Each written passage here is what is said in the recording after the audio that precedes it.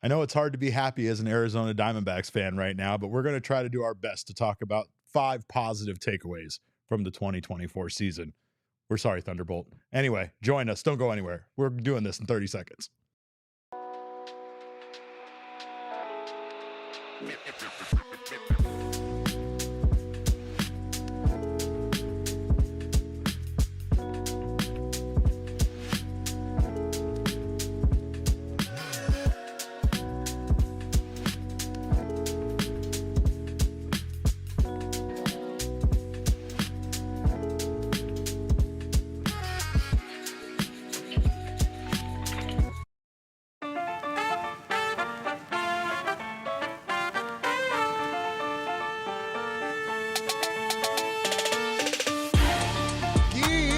Welcome in. Happy Friday to you all. Of course, this is another edition of the PHNX D-Backs podcast right here on PHNX. My name is Derek Montia, occasionally known as your mayor of PHNX. This man next to me is the people's champion of PHNX, the one and only Damon. And of course, Jesse Friedman is on assignment being sick. Welcome in, of course, to this show's brought to you by our friends at Bet365. Go download the Bet365 app right now. Use that code of PHNX365 when you sign up. Choose your offer and find out why it is never ordinary at Bet365. Well, we have some things to talk about today. Of course, it's Friday, so we're gonna keep it light, and hopefully we're gonna keep things a little positive around here. We're gonna try to enforce the power of positivity with the Arizona Diamondbacks and talk about some good things that happened to this team this year, despite the fact that right now we all very much want to focus on the bad. Right now, though, I think the focus should be on the wild card race being over and the final game being played last night being as exciting as you could possibly imagine it. The Mets, with another improbable comeback, beat the Brewers on a Pete Alonso home run in the 9th inning after, everybody in the world, as far as Mets fans go, had given up on him. And of course, Damon, it was off one of the best closers in the game in Devin Williams. I think he had a 1.25 ERA during the regular season coming in to last night's game, and then he absolutely blew it in the 9th, which is something we know all too well. I hate to say it because obviously of the egg that the Mets decided to lay in that, and I say decided on purpose. It's good verbiage. That's good. Decided to lay in Game 2 of that doubleheader. I think most of Snakes fans out there are rooting against the Mets in this postseason, but man, do they feel like they have some magic behind them right now. They really do. It's the magic of Grimace. It's Grimace. I'm telling you. Yeah, they've had an improbable turnaround on their season. They're hot. They've had to play playoff baseball for the better part of a month and a half now.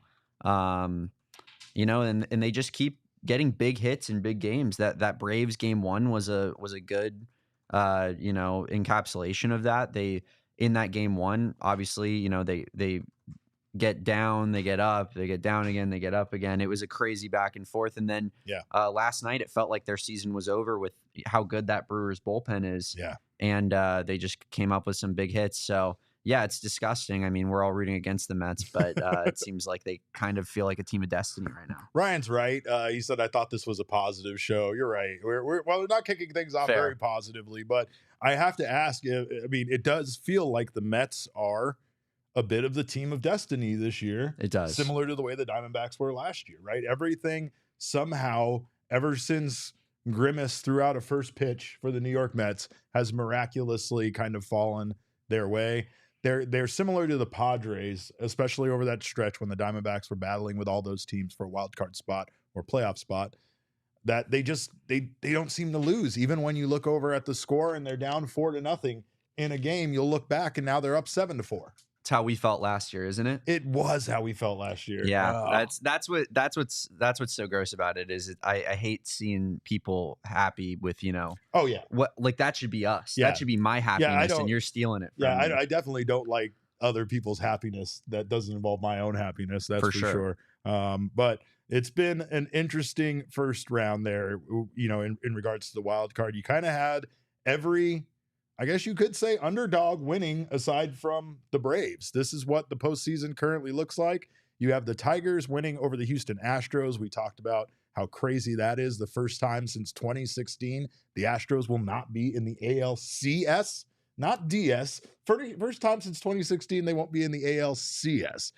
You also have the Kansas City Royals here overcoming the Baltimore Orioles, which I know your friend Bo Brock is not very happy about there. San Diego Padres beat the Braves. That's the only one that probably went the way that you would imagine it would go. And then you have the Mets winning 2 out of 3 there against the Brewers. So we have an interesting next round. I mean, I can't imagine a series having more hate than the Mets and the Phillies. So that's going to be fun to watch. I do wish both teams could lose, but I did pick one of them. And Padres Dodgers. It's going to get real nasty. Oh, it's going to get nasty fast. I mean, those fan bases hate each other. All 4 of those fan bases, you know, and I don't know if you saw what they're doing in San Diego, Derek. They're trying to limit tickets so you can only buy if you're within San Diego County. Oh, you have to have like to try to counteract all the Dodgers fans. Yeah, I kind of love it. There's going to be some people making money off of that though. There's still going to be 1 million Dodgers fans. I mean, we've seen how they infest stadiums like cockroaches, and infest is a good word. Yeah, and I've been to Padres Dodgers games before at Petco, and actually there are a lot of Dodgers fans, but I think Padres fans are pretty passionate. I still think that they'll probably, you know, be fine, you know, drown out the Dodgers fans. It's probably a little bit better than we do here, but that'll be a lot of fun. It's like hate week this week. Oh, it's so hate week. Yeah. It's so hate week. But going back to that Mets game last night, again, talking about Devin Williams there. Apparently, John Boy did a breakdown of this, but Devin Williams was tipping his pitches a bit in regards to how he was holding his glove. It's almost like it doesn't count. It's almost like it doesn't or shouldn't count, right? But yeah, of course, I always have to promote John Boy content, but it was interesting because it was like how distance from his face. And then you could see a moment where they relayed that information. That info was relayed to Pete Alonso, who then comes up and launches Devin Williams' changeup, which is his devastating pitch for what was that, a 3-run home run? Yeah. And it's crazy too, because the Mets played 5 games in 4 days to advance to the NLDS. So you got to imagine that some fatigue is going to factor in here for them. But again, they're playing the Phillies. They're going on pure hate now. And hate can energize you. Hate can fuel you for a very long time. And I don't know if I want to pick against this Mets team, but I'm going to, because we're going to talk about our brackets here, at least what we thought, how we thought things were going to shake up here in the postseason momentarily. But again, the Mets, they can't seem to be stopped right now. Yeah. No, it really does feel like Team of Destiny vibes. Does feel like kind of how we felt, I feel like, last season, like I mentioned already. But also, you know what? The Padres kind of feel like that too. I don't know if you get that. No, yeah, as well. I mean, that's why it's interesting. They ended the season obviously on a lot more of a tear than we did last season. But the Padres are maybe the best team in baseball second half of the year. Yeah. So Ryan's right. Positivity, Derek. No hate, just great disdain. You're right. Great disdain. No. Speaking of great disdain, though, how funny is it that one of the first memorable moments of the baseball season was the Rhys Hoskins, Jeff McNeil crybaby moment. Wow. And then that comes around here full circle to the Mets ending the Brewers season. Yeah, that is pretty wild. And yeah, I mean, Rhys Hoskins against the Phillies would have been fun, but I guess that's not going to be a thing lot anymore. Less hateful than the Mets, though. It would have been hugs and applause and stuff. It would make you a little sick, but something that makes hugs. You mean like the Braves and the Mets after game 2 of that doubleheader? That made me physically ill. That made me. Oh yeah, let's all go celebrate on the field together. Sing Kumbaya. You frauds! Hold hands. You absolute frauds! We're supposed to pretend like they gave an effort when they're out there celebrating together. Get out of here. Well, one more piece of hate before we move on to the more positive episode I was talking about. The Brewers did make one very similar mistake as the Arizona Diamondbacks, and it's not just that their closer blew the game there late in a pivotal playoff game. It's that they let this man throw out a first pitch for them this season. That's right. That's Frank the Tank in Milwaukee, throwing out a first pitch for the Brewers. Now, Damon, as you may know, he also threw out a first pitch for the Arizona Diamondbacks. This is the moment when Paul Sewald became the worst pitcher in all of Major League Baseball. You remember that? You remember that? Remember when Paul Sewald blew 3 saves in a row and we missed playoffs by 1 game? Remember when Frank the Tank came to Chase Field and remember when he broke and derailed our season? Paul Sewald permanently. That's actually crazy, though. I mean, the Mets didn't even let him throw out a first pitch for good reason. No, they wouldn't. For good reason. They wouldn't dare let Frank the Tank on the field. And I mean, I feel like the Diamondbacks let Frank the Tank throw out a first pitch. The Mets effectively end the Diamondbacks season. The Brewers let Frank the Tank throw out a first pitch. The Mets do end the Brewers season. I mean, that's pretty crazy. How do we stop him? He must be stopped. Did he throw out any other first pitches? Did he happen to throw out a first pitch at a Phillies game? Yeah, No, I feel like they would never let that happen. His list. Stop! Ban this man from all baseball stadiums, please, for the love of God. I think the people at the bank, if Frank the Tank was like going to throw out a first pitch, the people at the bank, it would be like World War Z style with the zombies like crawling over the wall. They'd be doing that over like the net in the infield to be like, this cannot happen. No, it shouldn't be allowable. It absolutely shouldn't be allowable. Well, we did take some time before the playoffs started to put some brackets together, but then we had a press conference. Then we had some breaking news yesterday. So we've had to hold off on these. But just for fun, since the wild card round is over, let's take a pick in at Damon and my picks for the World Series. Start off with Damon's here. All right. You wanna go ahead and go over this? I mean, I thought the Brewers would win. Probably silly choice given that, feels like the Mets are a team of destiny. Padres, that was easy money. Let's keep it in the National League. I think the Padres beat the Dodgers in this series. I'm planning on putting some money on it. The Dodgers, they're just choke artists. You have the Padres going all the way to the World Series. I do. It wasn't Yankees Padres a World Series that happened in the past? Yes, it was. And the Padres got absolutely smoked by the Yankees in that. It was 1998. Yeah. Yeah, 1998 4-0 sweep for the Yankees. I see a rematch of that happening. Phillies beating the Brewers, Padres beating the Phillies. I had the Astros going back to the ALCS because why wouldn't you? I thought that's just what they do. Yeah, it is what they do. My mistake on that one. Respect to the Tigers. I thought the Orioles would be able to beat the Royals. 10 straight playoff losses for the Orioles. That is like one of the worst experiences I think I could possibly imagine. I almost had the Orioles going all the way to the World Series, honestly. And I think that it was hard for me to... They just don't have the arms. Their lineup is really good, but they also cooled off a lot in this back half of the year. And then to round things out, I think the Yankees are going to win it all this year. I think they have, their 1-2 combo of hitters with Juan Soto and Aaron Judge is the best in baseball. Yeah. They have the top end pitching. I think the Yankees are the best team, and I see them beating the Padres in I don't know, we'll say 6. But also, I mean, people I think the Royals could win. I'm not saying they can't, but the Yankees playing an AL Central team, that is automatic. Yeah, that the Yankees go through the next round. The Yankees against the Twins, the Royals. I might have made that mistake myself. I don't know. We'll look at mine. But Ryan makes a good point. Juan Soto smoking his former team to take a World Series from them. Sheesh, harsh. It does prove that the Juan Soto trade was good for both teams in this scenario. Sure. If you could trade someone like Juan Soto away and that leads you to a World Series berth in any way, I think you did a good job. Let's take a look at my bracket here. I had some upsets in the first round that I'm very proud of, but of course that's only because the Tigers are one of those teams that all of a sudden got hot, and I felt like there was a chance they could beat the Astros there.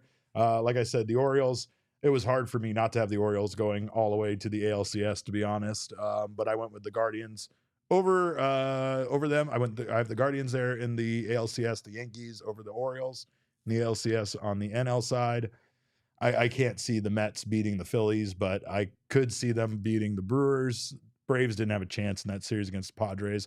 I also have them, like yourself, going over the Dodgers. That seems easy money to me, despite the fact that the Dodgers are the Dodgers, right? I don't know why that's that seems like such an easy road for the Padres, but I don't know. I don't know. Yeah, maybe they're a more complete team right now.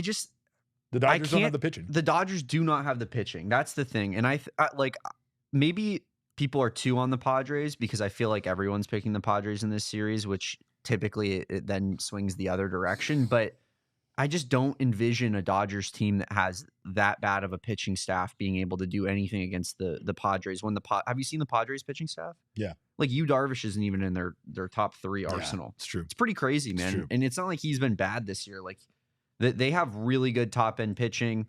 They have a great lineup. I just think the Padres are a way more well-rounded team. But the basketball and football guy says it right there. Is Derek now a Phillies fan? Yeah, he has a tendency to start rooting for our biggest rivals and the teams that we hate the most. It's wild that this is rooting for now simply because I put them on my bracket. And yes, I did enjoy my time in the city of Philadelphia, and I may have temporarily been made their mayor. I gave a speech at a podium in some sort of town square or something in Philadelphia. Actually, I don't know. I'm not breaking familiar. news to what I just said. What do you got? Joe Musgrove will now miss the NLDS with an elbow injury. So Yu Darvish, get back into the top 3 of the Padres starting rotation. Never forget what we just said. Let's throw my bracket up there because people are telling me I suck. Yeah, I get it. I have the Phillies going over the Guardians in the World Series. I think the Phillies are the most complete team here, but I'm not rooting for this. In fact, I hope I'm very wrong. Of all the teams here, I think it would be fun to see the Guardians win the whole damn thing, to be honest. But or the Tigers, or honestly, even as gross as it is, the Mets. Like I'm rooting for chaos is what I'm rooting for more than anything. But this is what I feel like is going to happen. Toastbuster says Derek kisses his cats on the mouth. I kiss my dogs on the mouth. Let's relax. My cats are they're too picky. They don't like me like that. But you kiss your hairless cat on the forehead. Oh, she's so gross. She just rubs her stupid, gross face up against my beard all the time. I can't stand that cat. But anyway, that's what we picked. Of course, love to hear from you guys. What you guys at least drop who your World Series pick is in the chat. I don't care if it's the 2 teams or who you think is going to win the whole thing, but we'd love to hear from you guys. We appreciate you guys for being here in the PHNX Sports YouTube channel right now with us. If you haven't subscribed to the channel yet, do so right now. I don't know what you're waiting for. Sign up for notifications. Hit that notification button. That way you don't miss whenever we go live, because sometimes we just have crazy hours. And speaking of crazy hours, Damon and I have a fun announcement I think that we've kind of already made, but we got it's official now. So we got a little fun announcement here at the end of this episode in regards to us and our filthy mouths. But of course, make sure to hit that like button, mostly because of I need it for my self-esteem every single day doing this show. We don't stop even during the off season, and I get fatigued easily. Your likes power me. They energize me. So of course, if you're listening on the audio podcasting side, make sure you subscribe on your favorite audio podcasting app. And leave us a review. We appreciate those reviews. Those 5-star reviews do mean the world to us. On the other side of this break, we have some positive takeaways from the Arizona Diamondbacks season, as well as a very fun announcement from our friends at the Savanah Bananas. So stay tuned. But first, we encourage you to check out our friends at Empire Today. I've talked about this time of year being the perfect time of year to go and renovate your home. Of course, we know Halloween is right around the corner, and then we get into those family holidays, Thanksgiving, Christmas, everything happening during the holiday season. So if you're looking to have some guests over, make sure your home looks its best with some new flooring from Empire Today. They keep shopping for floors simple with a curated product selection. They'll find out what you're looking for, and you won't have to go through thousands of options. You can simply check out things that match your request. You can check out their virtual floor designer that will allow you to see how any flooring will look in your home, and they will make it easy as possible for you to get it done quickly, conveniently, and as affordable as possible. You can schedule a free home estimate today. All listeners can receive a $350 discount when they use promo code PHNX. Restrictions do apply. See empiretoday.com/PHNX for details. And also, speaking of some fun times around this time of the year, we know it's cooling off eventually. I mean, it's 110 today, which feels a little miserable, but Chicken and Pickle is the place to go. Indoors, outdoors, it doesn't matter. They have you covered. They have indoor pickleball courts. They have outdoor pickleball courts. They have amazing areas for you to meet up with friends, family. It doesn't matter if it's a work function, reunion. You can go to Chicken and Pickle. They have plenty of space for you to hang out, plenty of fun things to do. Of course, some amazing food, some amazing drinks. And you can join us for our Cardinals tailgates out at Chicken Pickle. If you're new to pickleball, they have newbie nights that'll get you through. It's one of the best sports that you can play. It's so much fun. You'll pick it up in no time, and it's very addicting. So you will have a blast.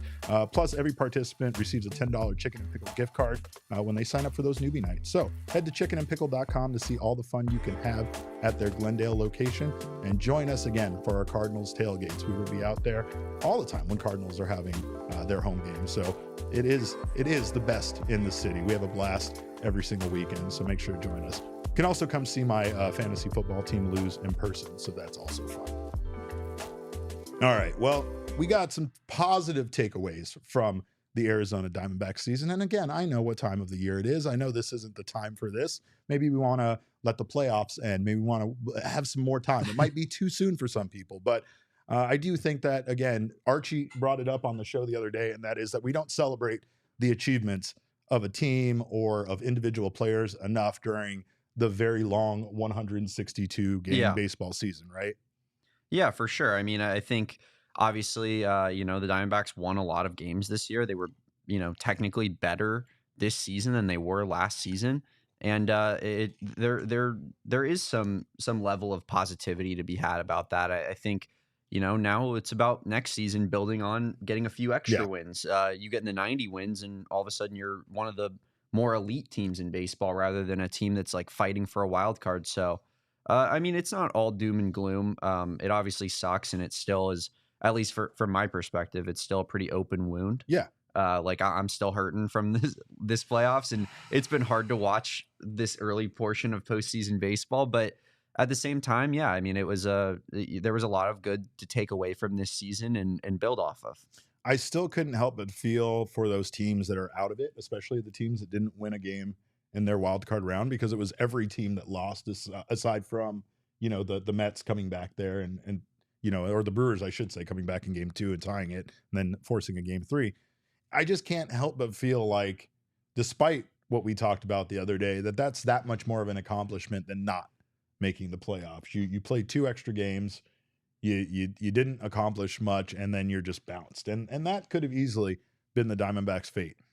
The trip to the World Series, the wonderful playoff, year that they had last year, run that they had last year, that changed everything for this team. And I think that there is something to be said about the positive takeaways and how that impacted how people look at the positives of this year. Yeah, right? I mean, it raised the expectation level tenfold, right? And because it had to. How does it not?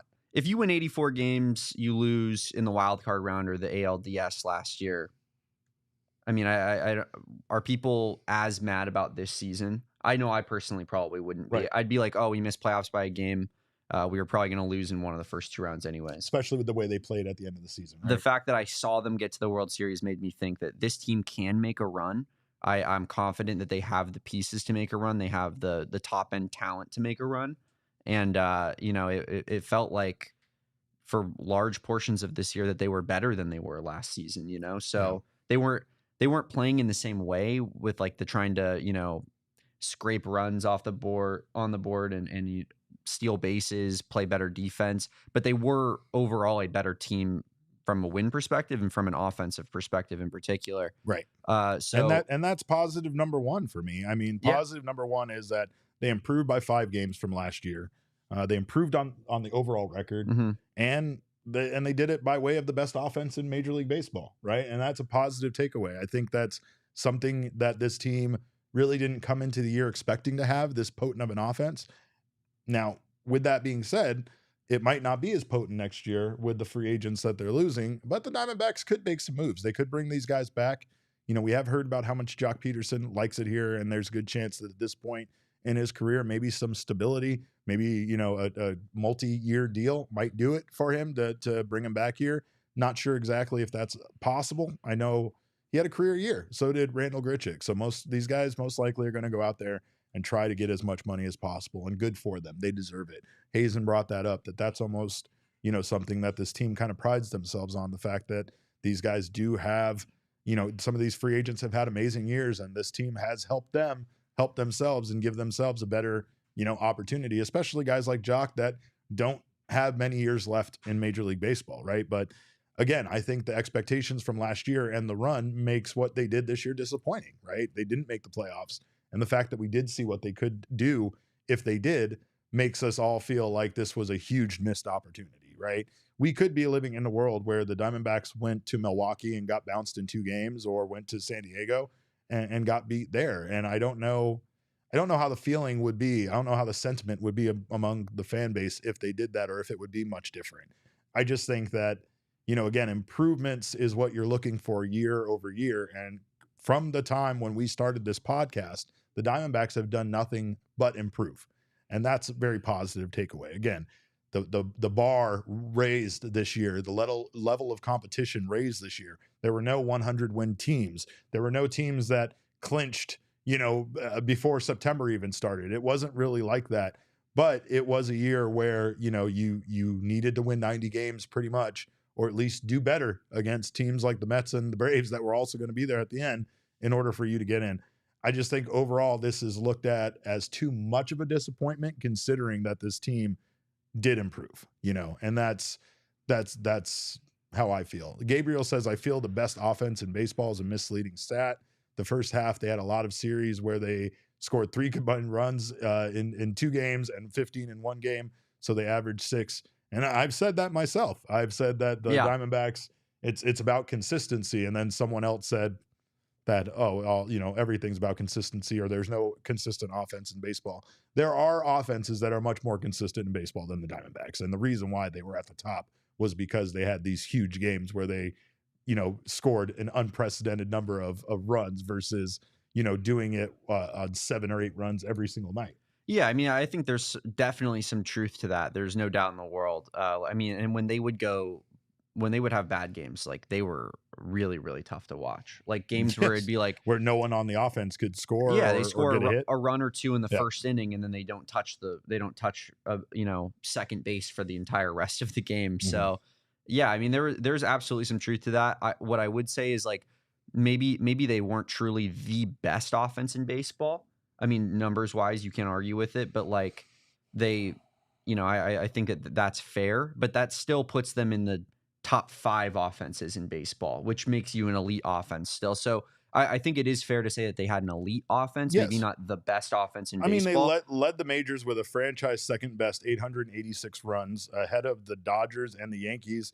And the Diamondbacks' 886 runs is first by a large margin. The Dodgers scored 842 runs, so the Diamondbacks outpaced them by 44 runs, and then Yankees were third at 815. So yes, while I agree with Gabriel, and I think we all know that they had, I think, the most games with 10 plus runs and most games with 15 plus hits in franchise history this season, it still shouldn't take away from the fact that this team came into this season not expecting to score runs like that and not expecting to lead the league in runs produced.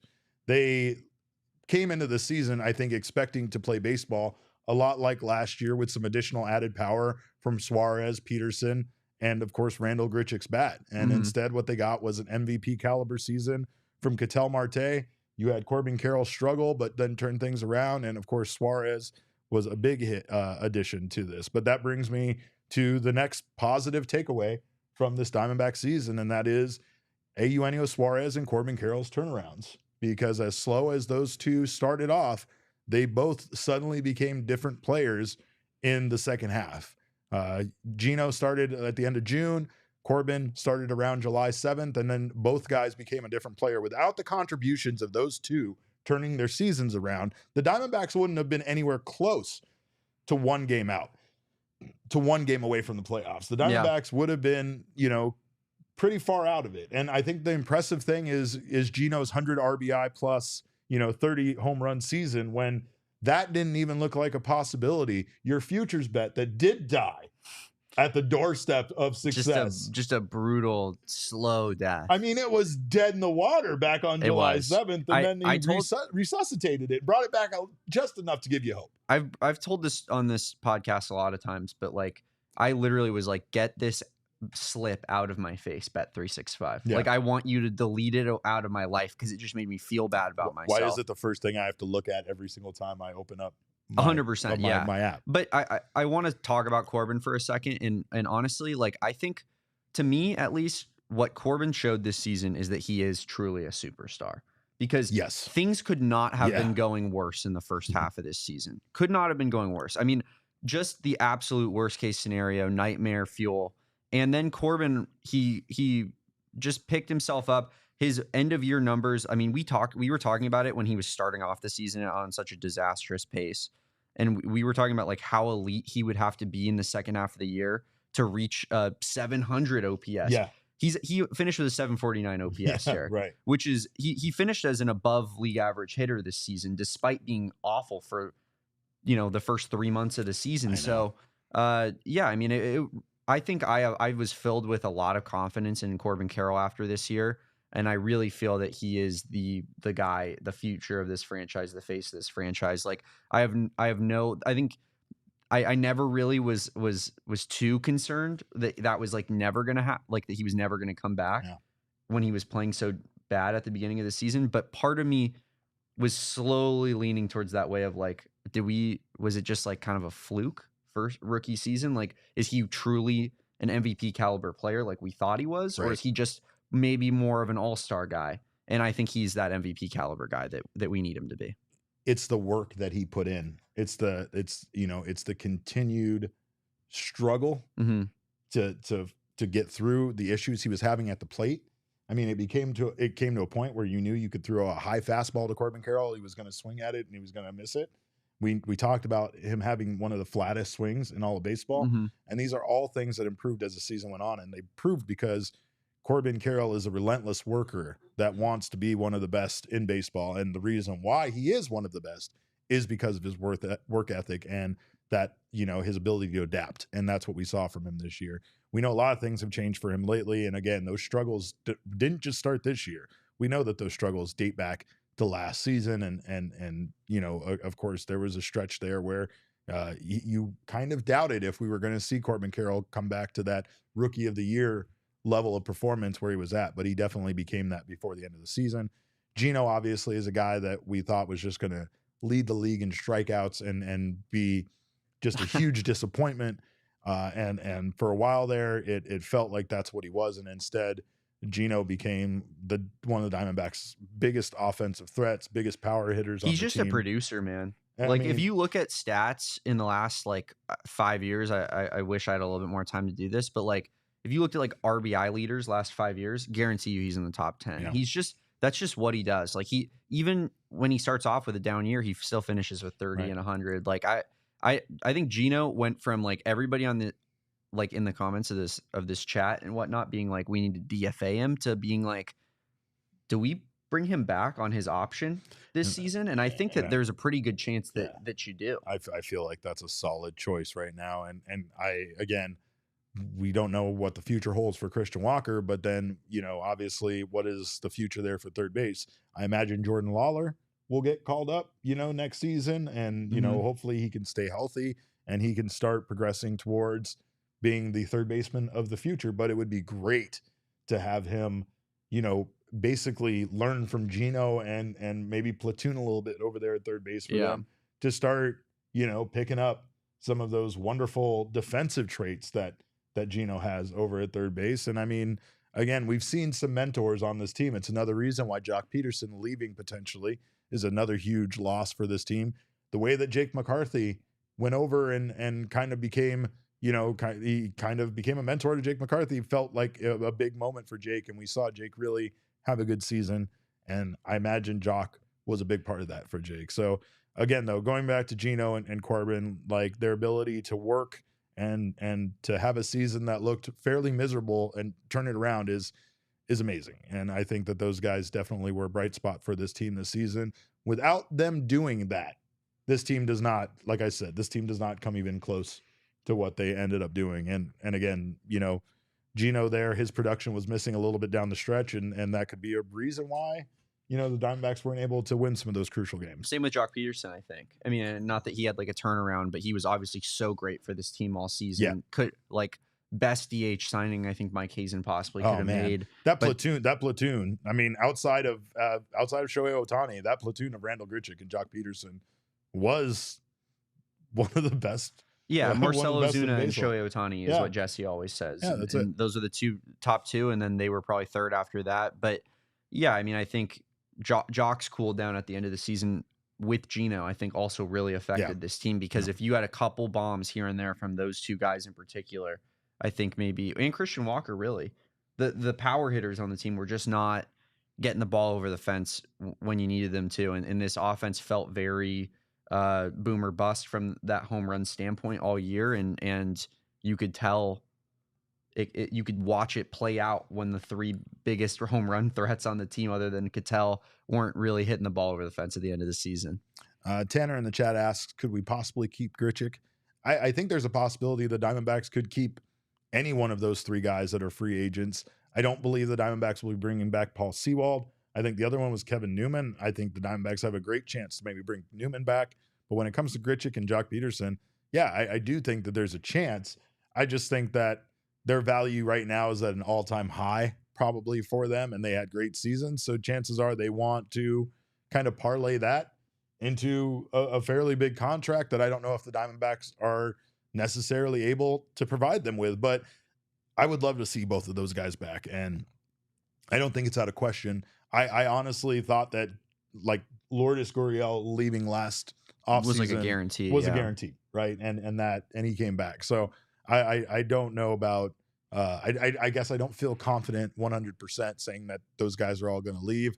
However, I do feel fairly confident in saying that I doubt the Diamondbacks can bring back Jock Peterson, Randall Grichuk, and Christian Walker. I think that might be too much financially for them to handle, but we'll see. Looking at this here, and I didn't realize this about Randall Grichuk. So he made $2 million this year, which was obviously a bargain deal for the Diamondbacks. Huge bargain deal. Within that contract, there's a mutual option for this upcoming season. Jesse's often discussed that mutual options are a lot of the time not really very viable because one side or the other wants it, right? Typically, it's a better deal for one side or the other. Yeah. That being said, Randall Grichuk's mutual option for next year is $6 million, which is a significant upgrade from $2 million. Sure. Probably around more what he would be seeking on the open market. I don't know if he'd want a 2-year deal instead of just one more extra year or something like that. But $6 million feels like a little bit more his value after last season. Feels like he might actually opt into that. Yeah. So it could be up to the Diamondbacks whether or not they want to accept that option. Or maybe go in a different direction. But I think that's certainly... He could still go to free agency, and then they could still sign him as well, right? Absolutely, Like they don't have to necessarily pick up the option in order for him to come back.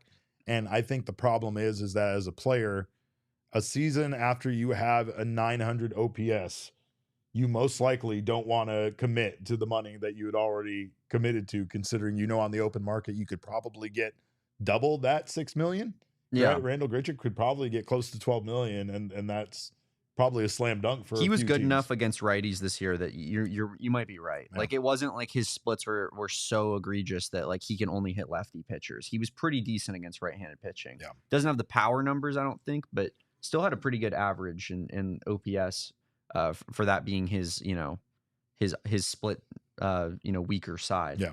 Well, and that takes me back to some of the free agent pickups and some of the moves that they made. Mm-hmm. The biggest one being AJ Puck, right? And yeah. I mean, those were the good offseason moves, but the midseason move to grab AJ Puck, who became one of the best relievers in all of baseball, is huge. Not to mention the years of control that the Diamondbacks have for AJ Puck.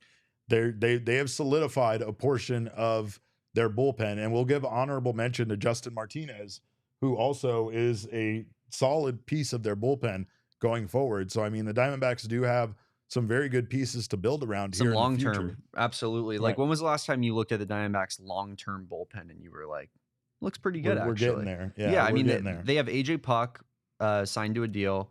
I mean, was it through next year? Is that when his AJ Puck has 2 years left? 2 years left on his deal. One of the best relievers in baseball. Justin Martinez is 23 years old, is one of the nastiest pitchers in all the entire sport. Still got Ginkgo locked up under control. I mean, I really feel like the Diamondbacks bullpen could be a potential strength for this team going into next season, which is like, I don't know if that's ever been said about the Arizona Diamondbacks organization before. Yeah, it's hard to imagine that they're not going to address it, considering that they've already addressed it by moving on from the pitching coaching staff, right? We have no more Brent Strom. We have no more Mike Fetters. We have no more Dan Carlson.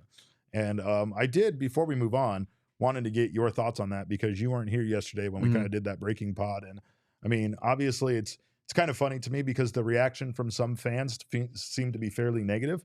Like people don't feel like Strom was responsible and they felt like Torrey should be fired. Like a lot of the people that don't feel like Strom should have been fired, then reverse it and put it on Torrey. And Yeah, I guess what are your like thoughts on it being, you know, the pitching coach when the pitching staff ranked 26th in all of baseball as a whole, and you want to blame somebody, but you want to put it on the manager versus the pitching coach? I think that's absurd. I've already said that on this podcast. Like I'm more upset with the job that Brent Strom did, or lack thereof, I guess, this season than I am about Torrey.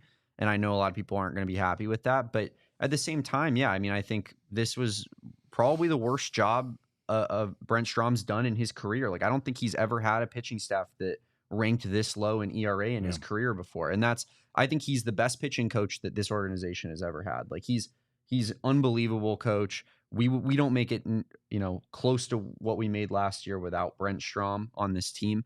But at the same time, like, someone has to bear the blame for having such an atrocious unit from a pitching standpoint. And who else other than the people that were directly coaching the pitchers every single day last year? I just think maybe some change was in order. Maybe Brent Strom wants to take a little bit of a step back in his life. Maybe he wants to retire. He is fairly old at this point. And so, or maybe he takes another job and it works out well for him. I think we'll all be rooting for him as Diamondbacks fans. Like, we love the guy, but love him. But the team ERA was atrocious last season, and there has to be some change here or there. You know, obviously from a personnel standpoint, that has to happen too.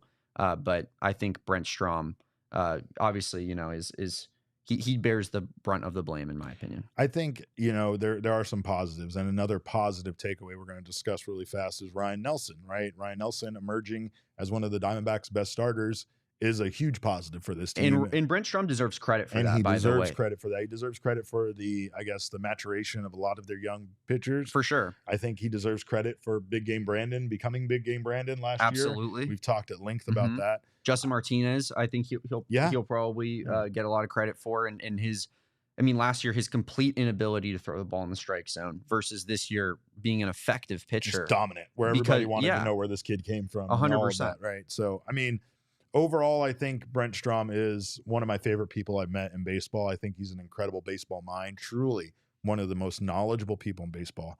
Not to mention the fact that Brent Strom is extraordinarily kind and will take the time to sit down with Jesse and myself and explain arm angle and what he's talking about. Sometimes when he's bringing things up in a press conference, like he'll pull out a pad of paper and show you visually about what he's talking about. It's amazing, you know. Seems like a great guy. How intelligent he is, how much he knows about the game of baseball. However, I do also think there's a time where our perception of him and players' perception of him might be different, or maybe working with him might be different than how we feel about him from the outside. Jesse to this day still feels it's not true that Brent Strom, even though we've received confirmation on it, will go out during like a big moment in the game and tell a joke or try to do something to get the pitcher to kind of like get out of their own head, right? Which again, that seems like that seems like a tactic by somebody that's very familiar with the game and understands what works and understands why pitchers in the moment are suddenly like unable to pitch because the bright lights are too bright or the moment's too big, right? But at the same time, you do have to give him credit for, you know, how a lot of these young pitchers have basically developed and become into some, you know, big stars for this team. Nicholas puts it in the chat here, says it's a bummer that he couldn't stay in a development role versus being the pitching coach on the bench because his developmental ability is clearly elite. And I 100% agree with that. Like, if I was told Brent Strom will be sticking around the organization and will be at Salt River Fields all the time, I would, and still wants to, you know, help out the Diamondbacks, I would be over the moon. Yeah, that would be amazing.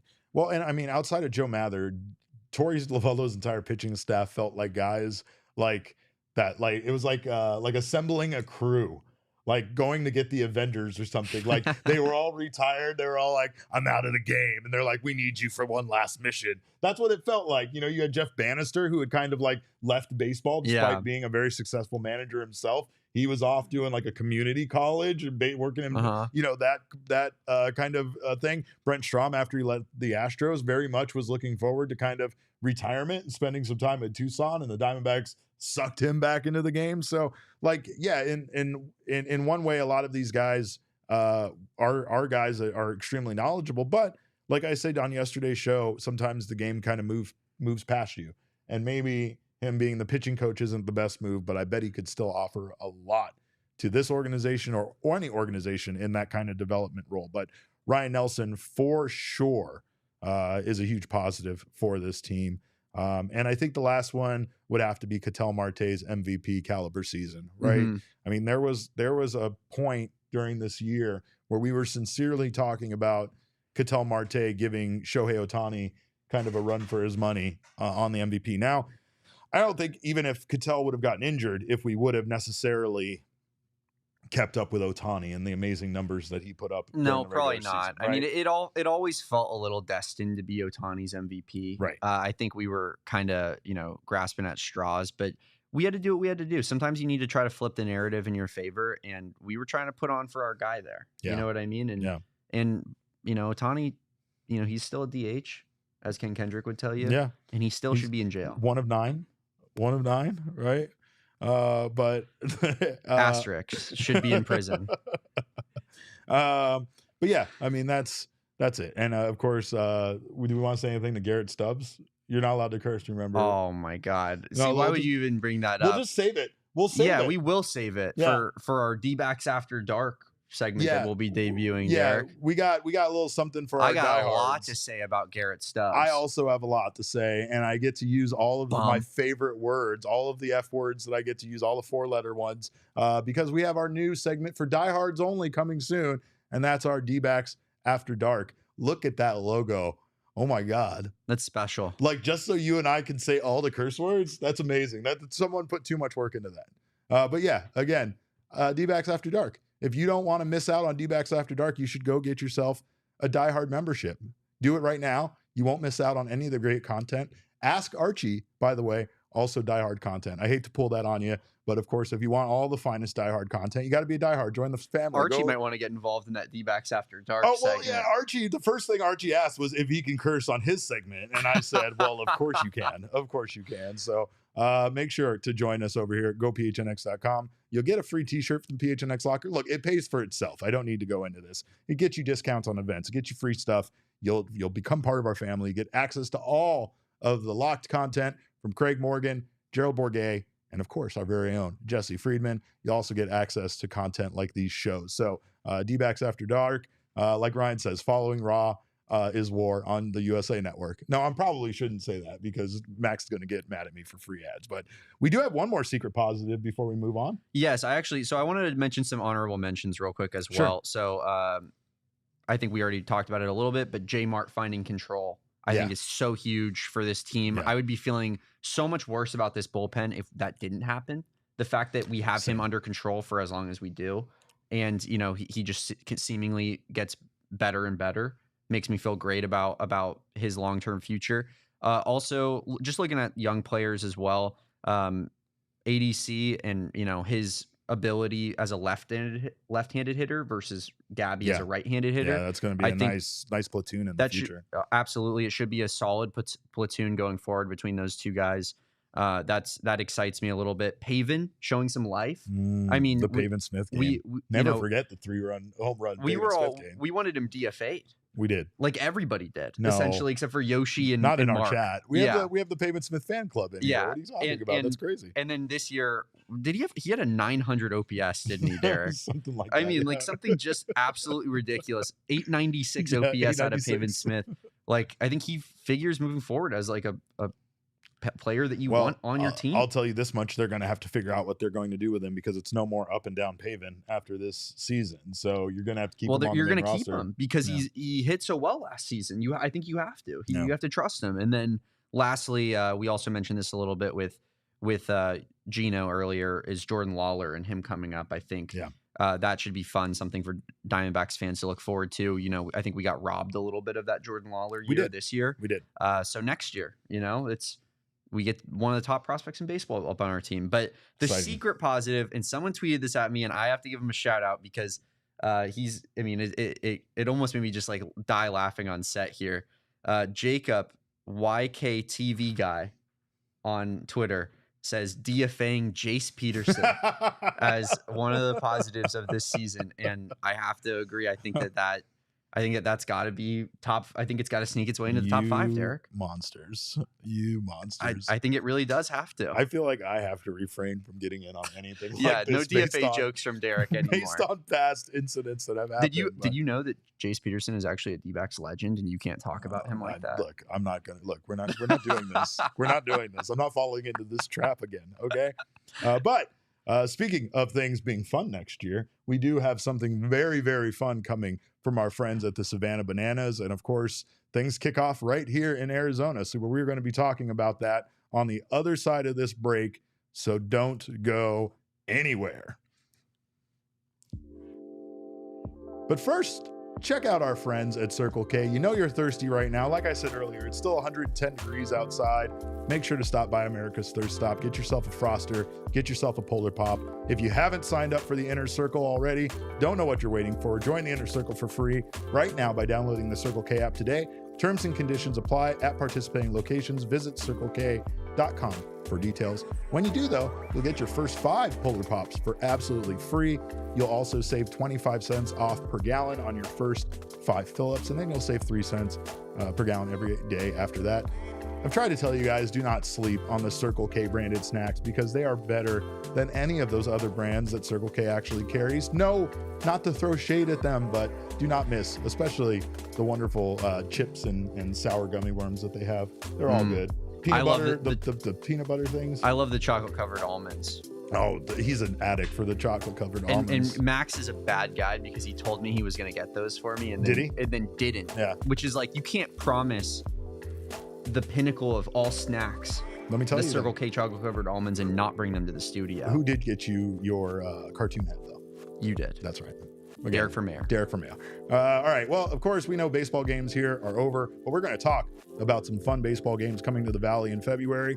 If you want to go see baseball, any sport, and I know those other sports are being played, I don't care about them really, but they are being played. So if you want tickets to those things, you can save up to 60% off by buying tickets last minute over at Game Time. Game Time has a brand new feature right now called Game Time Picks that we've been talking about. Makes getting tickets for your favorite live events even easier. It's almost like pulling that slot machine handle and seeing what comes up. You hit that Game Time Picks button. You have no idea where it's going to be in the stadium or what's going to be the best deal. But Game Time Picks will filter out the fluff to show you only the incredible deals on great seats, so you don't have to waste time searching through thousands of tickets. You can also get the lowest price guarantee with Game Time, where they will credit you 110% of the difference. Take the guesswork out of buying tickets with Game Time. Download the Game Time app, create an account, and use code PHNX for $20 off your first purchase. Terms do apply. Again, create an account, redeem code PHNX for $20 off. Download Game Time today. What time is it? Game time, Derek. It's game time. Well, speaking of it being game time, it is game time for Banana Ball, Damon, because the Savanah Bananas made a very excitement yesterday that they are expanding Savanah Banana Ball into a brand new league called the Banana Ball Championship League, or the BBCL, which is funny for two. It's BBC and it's BBL jersey. Anyway, it's both of those things. I'm going to have a lot of fun with that, but let's move on. They are now, well, get all of this fun on PHNX D-Backs After Dark, by the way. Again, I need to plug that. But it will be a 6-team league playing Banana Ball that consists of the Savanah Bananas, the Party Animals, both of which you might be familiar with, the Firefighters, which I think were a new team that they've already had exist. If they're not doing like Hawaiian style luau fire tricks, then I don't want anything to do with the firefighters. Like, it can't be firefighters. Like, what are you guys going to come out in like with gas tanks on and helmets and stuff? That's a lot. No, I don't want you fighting fires. I want you fighting people with fires. There you go. Yeah. The guy that throws the ball on fire, he needs to be on that team. Dude, can you imagine setting the baseball on fire and throwing it? They do have a guy that does that. They have a guy that does everything over there. I can't wait to see how the players end up being divvied up. Where does Stilts end up? Where does the pitcher on Stilts end up? Where do all my guys end up? I can't wait. They might end up on the newest team, which is this team right here, the Texas Tailgaters. Let's hit that look at that beautiful logo. Is that not me in Arlington in July? Look at that guy. He's amazing. Yeah, the only thing it's missing is like a romp him style matching top and bottom. For matching sure. top and bottom that has like a collage of stuff all over it, and then it truly would be you, Derek. Oh, that's a beautiful logo. That is pretty sweet. That's a sweet logo, and of course, there's 2 more teams He's got to still be baseball announced. in the tongs. In the tongs, yeah. That's and he's got cool. a broad over here. Yeah, that's a great logo. It's a great logo. Yeah. 40 cities, 18 Major League Baseball stadiums, 3 football stadiums. That is their tour next year. So there is a champion that is going to be named. I hope there's a trade deadline. I can't wait to see the moves. Can the between Party the teams. Animals win, or is it like a Washington General situation? No, because the Party Animals and the Savanah Bananas truly do play a competitive game. Like, it's not a predetermined game. It does have dance routines and choreographed, stuff going on. Yeah. Like, they have crazy things going on. But like, for instance, my favorite banana ball rule is that a fan can catch a foul ball and it's an out. It's awesome. And they had it happen one time as the final out of the game. And they took that fan out of the stands and they raised him like the champion that he is above their heads out on the field as they celebrated. Like, how would you not want to go to a Savanah Banana games and possibly record the final out for the team and be the hero of the game? Yeah. Bring that to Major League Baseball. I actually have something that I want to pitch to them, to Banana Ball, and I think it'd be a fun idea. Let's hear it. I'm down for new ideas. You have like the outfield wall. It's like a moat style behind it. And it's a catch if you catch the ball and land out of the field, unlike in baseball where if like you go into the stands, it's on a home run. It's a home run. This is we have like a bouncy, or we have a ball pit behind the outfield wall. And we lower the wall a little bit so you can easily jump over it and you dive into the ball pit. This is amazing. To rob home runs. Could we have like a little ramp somewhere or like a door? Imagine if there was just one door. You had to run out it. And you can run and catch it on the other side of the wall. Just one door. One door, not centrally located. Like if you're in right field, you have to run all the way to like center left to get to it, but it could be incredible.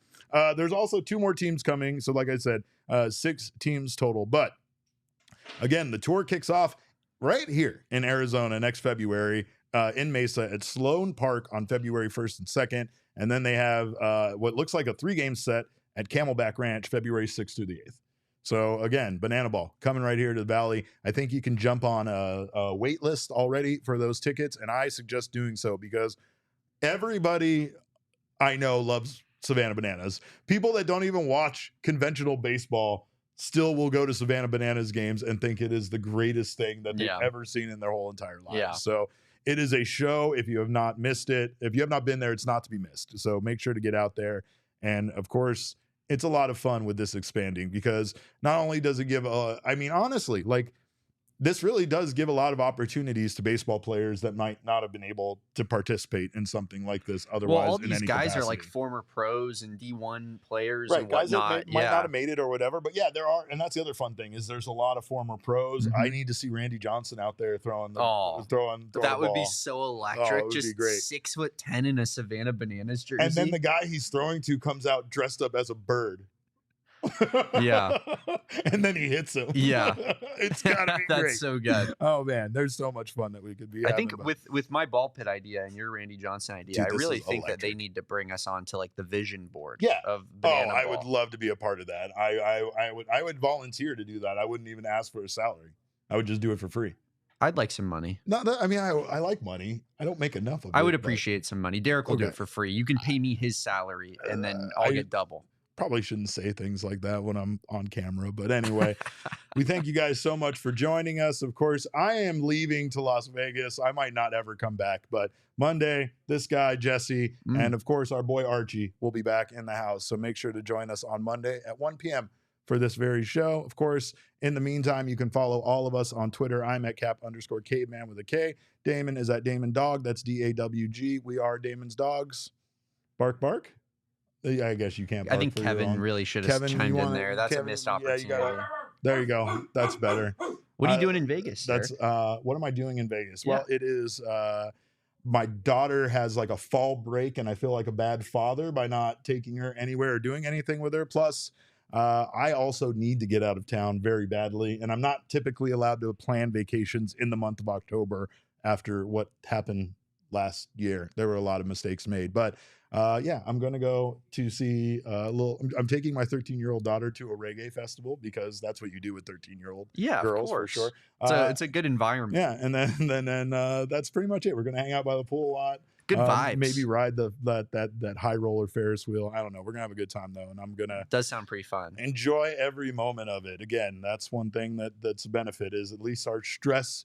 As sad as the Diamondbacks season ending is, at least our stress about worrying about them is over. So maybe put some money on red.